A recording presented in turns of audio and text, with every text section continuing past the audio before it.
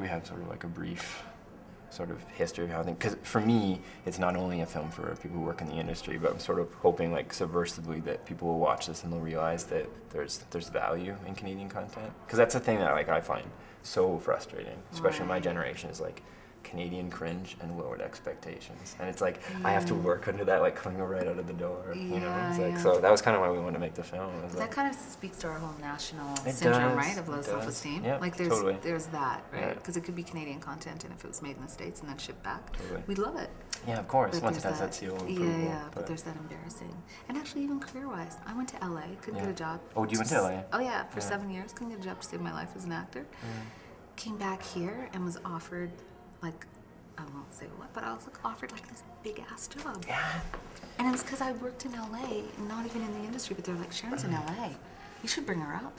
She's in Los Angeles. She's been down there for a while. She must be doing pretty good. Yeah. And then I went to UCLA for directing school, and that was like, she's in seal of approval now, right? Yeah. She's in UCLA directing school. It must be a big thing. Yeah, it's funny how that works that way. It's almost like we're not willing to acknowledge someone until they've been recognized somewhere else. And it's like, okay, well, someone else says you're talented, now we'll like welcome you back with open arms. But that's the positive and the negative, because for me, like the Made in Canada thing, there's that our nationalists waving the flags, like our content's really good, honest, we promise, which is, part of me feels like let it go. Just let it go, let's just do our content. Like Zed, for example, when Zed did the work that they did, there was no parameters in terms of we have to sell this to a certain audience, it has to be a certain budget, it has to have certain eyeballs or whatever. So then you got all this experimental stuff, you got all this kind of edgy, innovative stuff. We weren't flag waving. Like, that was the interesting thing about Zed. It was a much more international base. It was much more about, we want global artists, but of course Canadians, you know, were primary in that. But it wasn't, I don't know, for me, that was kind of the strength of it. It wasn't like, this is a Canadian show. Yeah, this is stereotypical. Yeah. Oh, that was called Zed. Nobody else says Zed. Everybody else says Z. No, but that's, I mean, what appealed to me, it was like, I was growing up, and I sort of like, I really liked creating and doing like sort of little, like, I got my first handy cam and started making movies when I was younger, and sort of, you know, it was during my adolescence where I first started watching Zed late night staying up on CBC, you know, for the late broadcast. Pardon? Did you submit? I did submit a couple times. Yeah. On the web? Yeah. Oh, that's awesome. 2 little short films. Really? Yeah.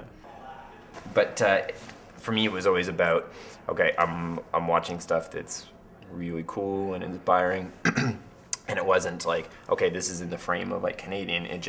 It was really great work, and some of it happened to be Canadian. You know what I mean? Like there was no. So it didn't attract you because this was some nationalist platform, right? It attracted you because of the content. Completely. Yeah. And that's the ideal place to be, I think, is that we're not having to do flag waving, and we're not that I don't like regulatory systems and some protectionism in Canada, but for me the content, like, I just don't want it to be flag waving. I just don't want it to be navel gazing, and I don't want to be. And I think that's part of the challenge of being a filmmaker in Canada, is that everything gets, if you're going the government funding route, you have to have some sort of bubbling Canadian nationalism underneath. You have to. Otherwise, the Arts Council's not going to fund you, Telefilm's not going to fund you. And I don't know that we get the best content when we do that. I think it's obvious that we don't, because there's no audience there. If you look at like any of the English Canada. Yeah.